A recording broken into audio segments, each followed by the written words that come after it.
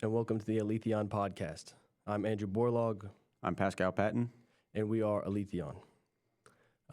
So we're an Iowa-based AI consultation and engineering company, and we started Aletheon to help bridge the gap between AI implementation and the current technology, the current power of AI today.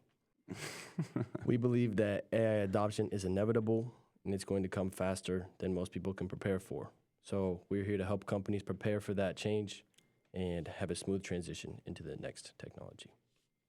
Yeah, so AI is everywhere at this point. Real implementation is still very rare. From what we've seen on a day-to-day basis, most people are using AI but don't actually have a good grasp on what they can do with it, where it fits in workflows, and how to operationalize it. And that's why we're here today, is to kind of talk about that, outline some tools that we have that are available to everyone and how you can use them better. All right, so let's get into it. So first we want to discuss where we are in AI technology today. So let's just talk about OpenAI and like the utility of OpenAI, right? Yeah, so I think we want to cover a broad category of model providers because most people, when they're using it in work, are walled off into specific tools. So you either have Gemini, you have Copilot, you have ChatGPT, you have Anthropic, and you kind of have to stay within those bounds based on what you have in your company. And so today we want to cover all the abilities you have inside of there, what you can do, what you can't do, and some ways to maybe get around those. Yeah. So we can start with OpenAI, the big one, the most active monthly users. I think last time I saw was around 900 million.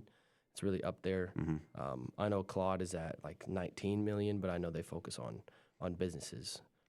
So the ChatGPT section or OpenAI, they have a few characteristics like custom GPTs, agents. Now their new Imagen is much better than how it was, and it is quite comparable to Gemini. So how do you think the best way that companies could use the custom GPTs? And what is a custom GPT? Yeah, so a custom GPT is essentially a custom tool built by OpenAI that allows users to give their agent or their LLM specific instructions on how they should act and give them parameters on ways that they shouldn't. So the best way that I've seen most people use custom GPTs is to have a specific job or a specific part of a workflow and then give their LLM, their custom GPT, ways to fit that role. So let's say you wanted to make something for proofing, or you wanted to make something for a part of an editing process or a writing process. You wouldn't want to hand an LLM something completely naked with no instructions, and making a prompt every time becomes tedious and unnecessary, really. So custom GPTs are the way to come in and have a specialized LLM that essentially works with you. Yeah. And then they have your custom sources as well too, so you can implement any data that you want. Any past previous work that you've done that you're trying to automate, that'd be the spot for that. And it kind of works similar to a skills. Now that Claude's dropped skills, it's been widely put in the media that Claude's very popular for their coding. They focused on that way before AI did, or OpenAI did. They focused on the consumer base. So what do you think makes Claude so special? One thing about Claude that I really enjoy is they are the second best when it comes to giving users features. So they have their Claude Code, which is amazing. It does a great job. They have their whole suite of amazing tools. One of the things that I really like is the Claude agent. So essentially, Claude can go onto your computer. It can help you do work. It can go through your files, and it can streamline a lot of processes. One thing that Claude has that a lot of other AI labs do not is that you can text your Claude code or your Claude agent, and they can go off and do work whenever you need it to. So this is a huge step between having AI that works with you and AI that works for you. Mm-hmm. And then next up, we have Microsoft Copilot, right? So that's very useful within the whole suite of Microsoft. That's able to create and edit Word documents, PowerPoints, Excel sheets, whatnot. I know that's a big benefit of it. And I know that the power is not quite compared, to those other models, to Claude and to ChatGPT? Yeah, Microsoft Copilot is built off of ChatGPT, and they do have their own host of models. But the UI, the UX, it's just not there. It's very useful when it comes to doing specific workflows inside of Microsoft. So say I wanted to create a doc. I had a report that I need to get sent out weekly. Microsoft Copilot is amazing at that. If you need to build slide decks, and anything that you have to do inside of Microsoft, Copilot excels at that. Yeah. And if you're already used to that technology, say you've used Word and Excel for a year, decades maybe, it'd be much easier to adapt to that and have somebody that knows more, or more of what the AI knows. You can help guide it better and be more directive in that way. And then we have Google, Gemini. Gemini is their main model, but they have a whole workspace. They have a whole Google Labs suite as well. And they do have one of the top of the line image and video models right now with VO and Nano Banana. Do you have any reasons why Gemini is say better than one or the other? Or where do you think it compares? Yeah, I think a lot of people are in the Gemini area. They're walled off in there. A lot of companies have Google. If you are a creative, if you are somebody that is a writer, you're definitely going to be better off with Gemini. It excels at writing. You have your host of image and video models, which are great for getting inspiration or for getting the groundwork done on a project. And they also come with Gems, which is their version of Custom GPTs. And so if you do need to do custom work, they do have that available to you. The Google ecosystem in general is very well-rounded. They do have anti-gravity, which is their version of Codex or Claude Code, so you can go in and code, you can make projects, etc. And they have all of their Google Labs products, which are mostly experimental, but you can get a lot of real value out of them. So you can build agents, you can iterate on design, you can make music. If you have something you need to do, Google probably has it for you. So at Aletheon, we use a mixture of these models, primarily the OpenAI agents and the custom GPTs. We've been messing with Claude a little more as it's more powerful. And we do have a Gemini account for images and videos and whatnot. And you can explain kind of how we use Gemini or even our new using of Claude. Yeah, so my daily driver right now is definitely ChatGPT. They have a great host of abilities that you can use and tools. The newest and best thing that I've found is the agents. The agents are phenomenal. They're essentially a mix between a custom GPT and their previous agent. So it can go off and do research, do work for you based on ChatGPT apps, but then have strict guardrails on what they can and cannot do. So this has been phenomenal. If I have a workflow that I need to do or I have a specific thing that I need to accomplish, agents are the way to go. And again, I'm still using custom GPTs. One of the best things about custom GPTs is that they allow you to have actions and you can code inside of them. So if you have a webhook, a workflow, an API that you want to call outside of ChatGPT, it makes it very easy to do that. So say I have a workflow where I need my agent to go off and get research, and then I need to send it out to an external source. I'm going to be using their ChatGPT agents, and then I'm going to be connecting that to a custom GPT. Outside of the native web browser, I'm using Codex a lot, and that's their coding tool. It's amazing for working on your computer and actually has one of the best scores on native computer use. So if I have something that I'm building, I need to iterate through, I'm definitely going to Codex. When it comes to Claude, I love their suite. They're amazing. I prefer them for coding, as most people do. They don't have a native image model, and they don't have as many tools for daily workflows as you would see with OpenAI, but they are definitely a runner-up for me in my daily. Yeah, I would say most of the bulk of the work is done with chat. Yeah. Their new 5.5 model they just dropped is phenomenal. It works really well. They had that new image in too that they just dropped as well, which I think is great. But when it comes to Claude, I think they're like the cherry on the top. Mm-hmm. ChatGPT will do work. It'll do a lot of work. If you give it a big task, it will do it. But if you give that same task to Claude, it seems like the quality is just better.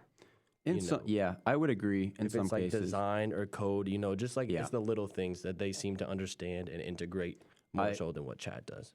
I will say that the recent updates with 5.5, the additional abilities in Codex, and Opus 4.7 from Anthropic, I'm definitely leaning towards using ChatGPT more. Not a huge fan of 4.7. I'm mostly running 4.6, but it is a quality tool. And it's the cost, really. If they had the cost down, if they had the amount of compute that OpenAI had, maybe there'd be more of a competition there. But the monthly users says it all. I mean, 900 million compared to 20. I mean, that scale. I mean, it's got to be some sort of benefit. Yep.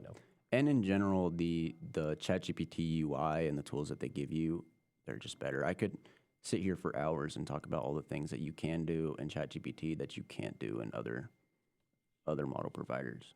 Yeah, and do we want to mention the applications, right? The layer above the model. So, you have Perplexity, which integrates a bunch of different models into one. It can designate tasks to different models. You have one-off design models, one-off image models. You also have, now they're creating these custom, it's even like customer service. They have a whole customer service application. And I think that's going to be the next level on top of the model, another opportunity for business and whatnot. Do you think those are useful? Do you think it'd be better off to just create it by yourself, say with Claude or Chat? I think it depends on what you really want to do. I think the future of AI is on the application layer, but it truly depends on you, your business, and what you need. If you can find value in a tool that's already built, that's amazing, and you should go ahead and use it. But if you think that you could probably make things more tailored to you, I think you should definitely explore building something for your own company and yourself, because this is the age that we're in. I think AI models, as they are right now, are smart enough to do 90% of the work, and it's really just the architecture around them that needs to expand. Yeah, I agree. And that's something maybe you've heard before. You hear these models, you hear their names, but implementation is the big gap right now. That's where we're seeing a disconnect with AI capability and adoption. So the level of adoption, especially within businesses. So OpenClaw was open source, right? That's the big grab of it. But its utility was in the fact that it has skills. It can do things on the computer.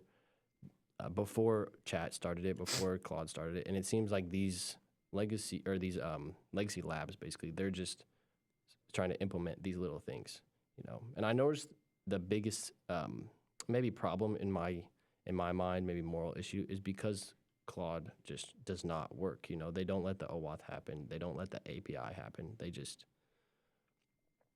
cut it off, and it seems like they're just taking the value that OpenClaw gave and turning it into Claude. Yeah.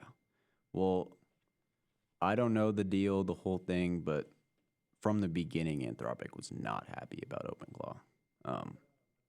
Told them to change their name. They changed their name to OpenClaw. Well, the creator gets bought by ChatGPT. So, but I think it's interesting. I haven't gotten a ton of use case out of OpenClaw, to be fair. I've done a few things with it, and I think agents are a big deal. But with everything, it needs systems around it. If you expect to just open OpenClaw and have it do all your work for you, it's not going to. You have to really configure it and give it specific workflows and such. We're definitely moving towards a point where agents are going to be the daily driver for most people. I mean, I don't think it's a coincidence that ChatGPT gets a huge upgrade on its computer use, or Codex gets a huge upgrade on its computer use, and then you have agents inside of ChatGPT right after acquiring the guy who made OpenClaw. So I like I said, have not gotten a huge amount of use. I also have not tried very long to use OpenClaw. So I was using NemoClaw. I gave it Obsidian for its memory, gave it computer use, gave it browser use, and it was arguing with me. I didn't like that, and I was like, okay, whatever. Yeah, there's a skill that I downloaded. It was like introspective agent or like adaptive agent. And yeah, it's made to argue with you and like suggest things. And yeah, I haven't found it too useful, but I'm sure, if you can if you're really brainstorming, it could be helpful if you want to be. Well, did you want to brainstorm touch on skills here? Yeah, we can mention skills. It's kind of an emerging thing that kind of started with OpenClaw. It's basic. It's just a text or a .md file, markdown file, and it's basically does the work of a custom GPT in that it has the roles, it has the workflow, the necessary tools that it needs to call, the processes to complete the project, complete the prompt, and the utility of it is that it saves context window. It saves search. These large models, not all of them are a mixture of experts, which if you don't know, search it. But not all of them are a mixture of experts, and they're calling on these, thousands and thousands of tokens every time you input a prompt. When you use a skill, it has that context, it has that information saved already back there, from what I understand, and it can just use that and save some tokens and ultimately some cost. Yeah, for sure. There is a trade-off there with skills. You want to be specific with what you're calling. So if you download a skill and you don't read through it, you don't know what it's doing, it could use up all your tokens in your first run. If it's having it do 100 research calls or something you didn't think it was doing, you could run out of your budget there for the day really quick. And markdown files take less tokens to go through than PDFs and docs. So I think that's huge. So if you haven't messed around with skills, if you haven't built a skill yourself, go ahead and play with it. And it's not just for Claude Code, for Codex, for OpenClaw.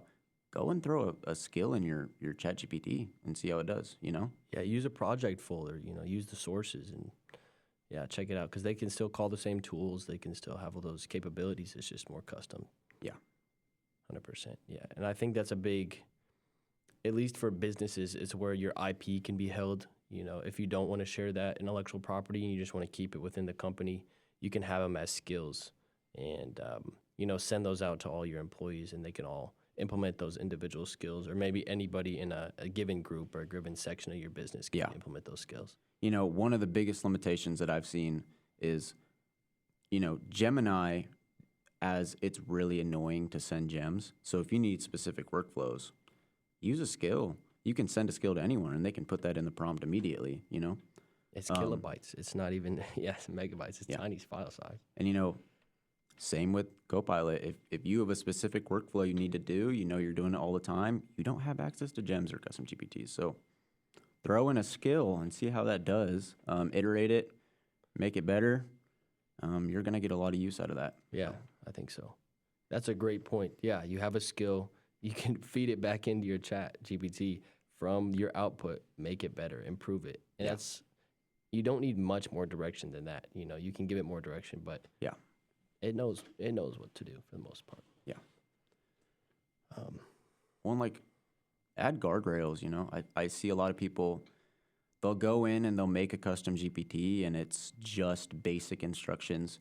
You want to tell it what it can't do, If you are doing a specific problem, if you're hiring someone to do a specific job and they start doing something that's not necessarily in their job description, you don't really want them doing that. You have other people for that.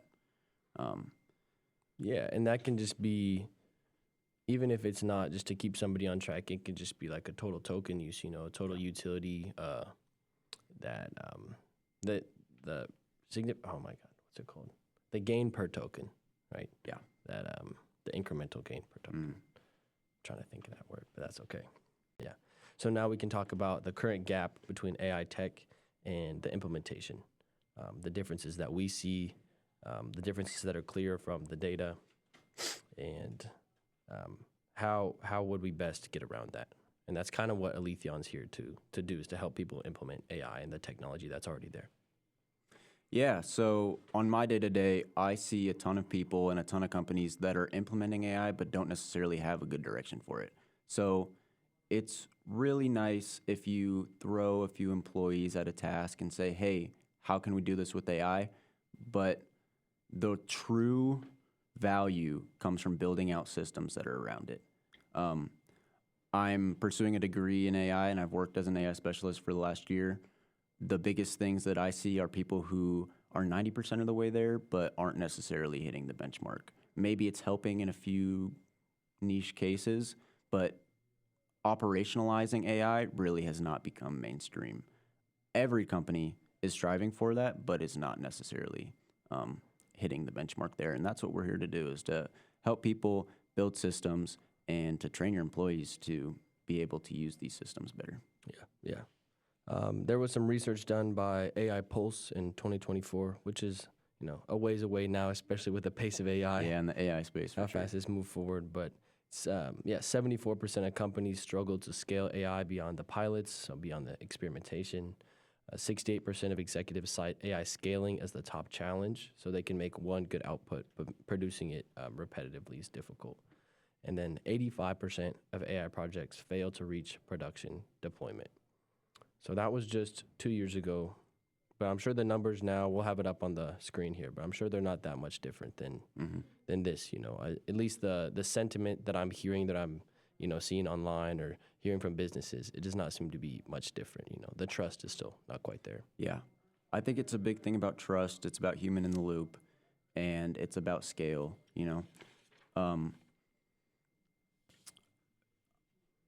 It's really at this point not about how smart is the model, what can the model do. It's about really building things around these models that can allow them to do that.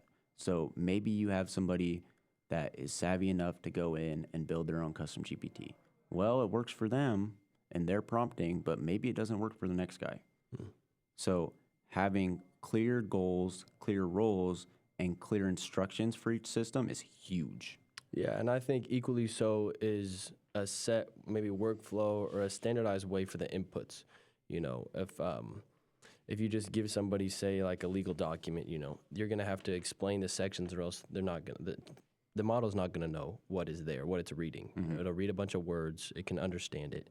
But if it has labeled data and like you talk to it a little bit more and help it, at least that first time when you're establishing that, I think it can work wonders. It can go the extra mile. Yeah, and I think honestly most companies are falling behind because we're not at the place where the custom GPT is where most things should live.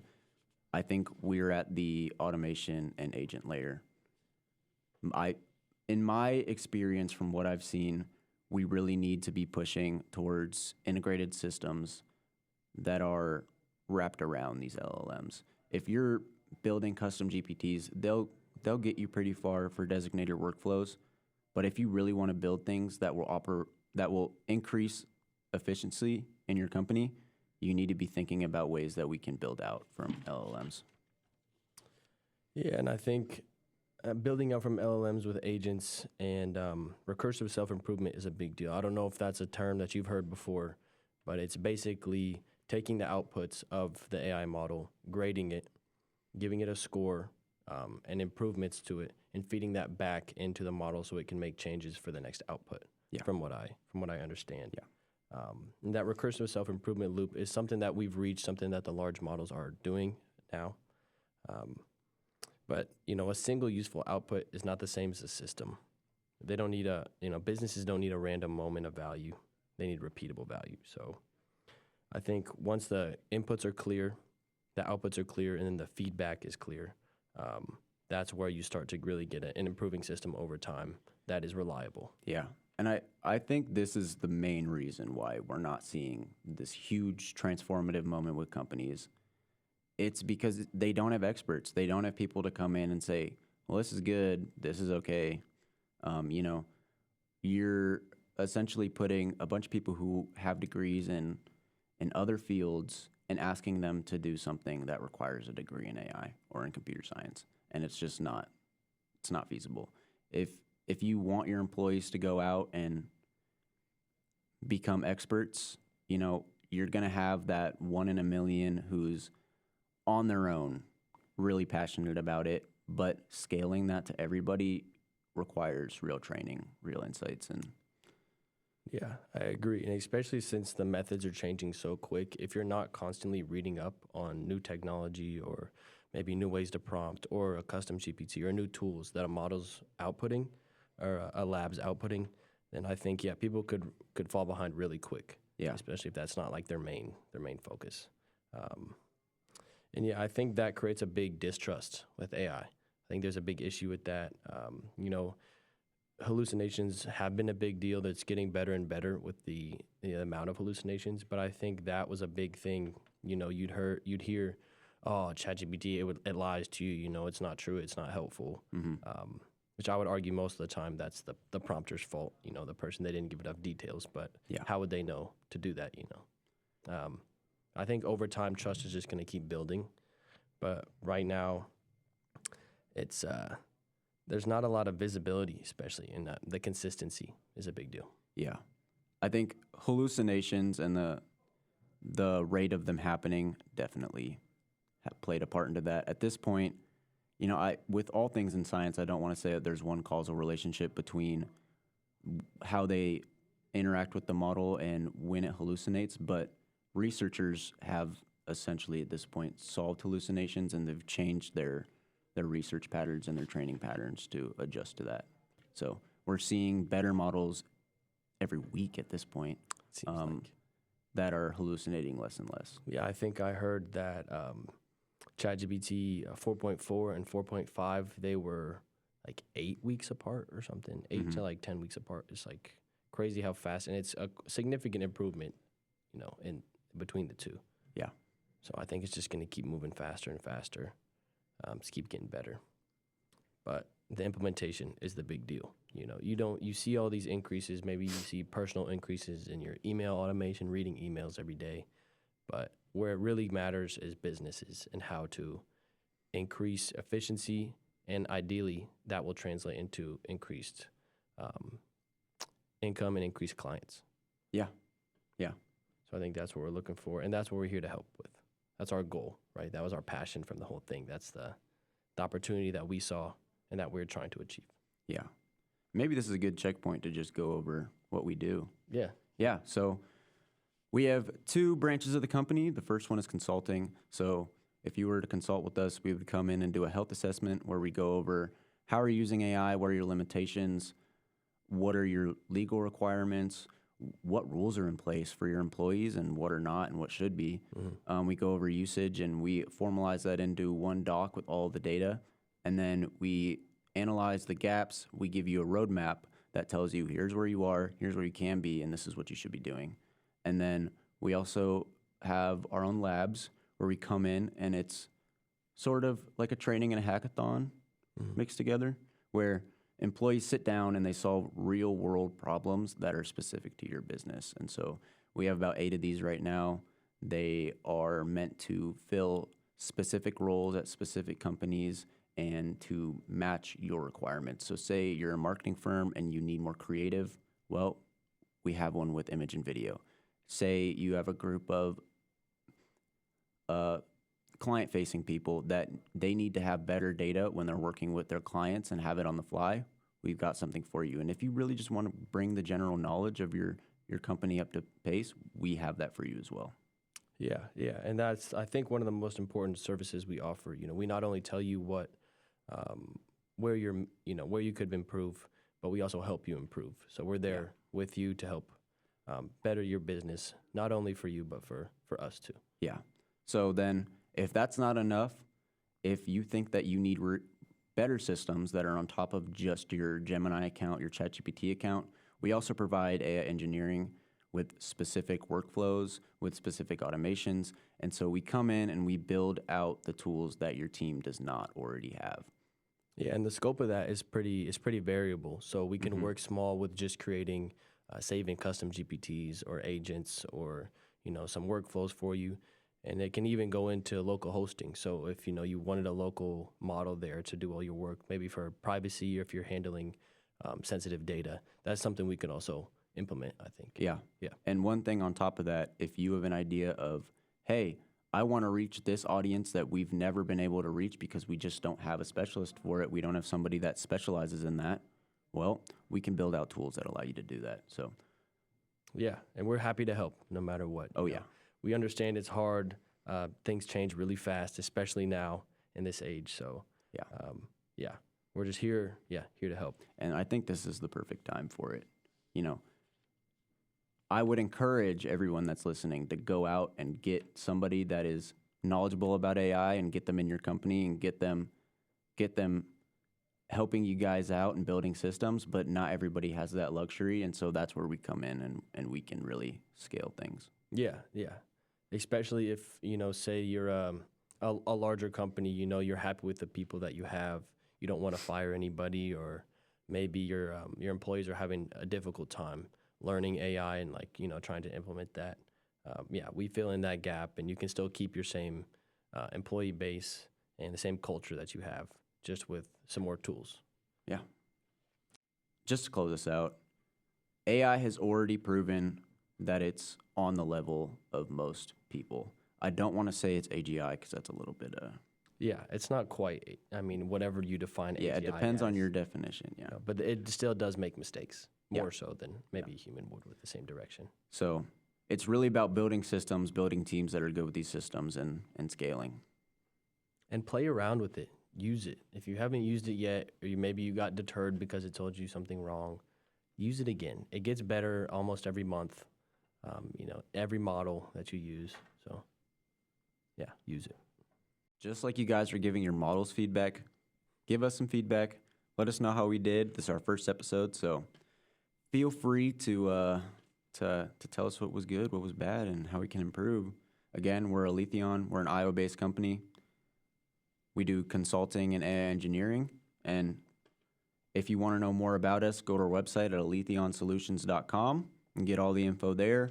We do post articles once in a while, do some research, and yeah, it's a great place to find everything we do. Thanks for watching. Please shoot us a like and subscribe if you liked it. Comment below with what we can improve on.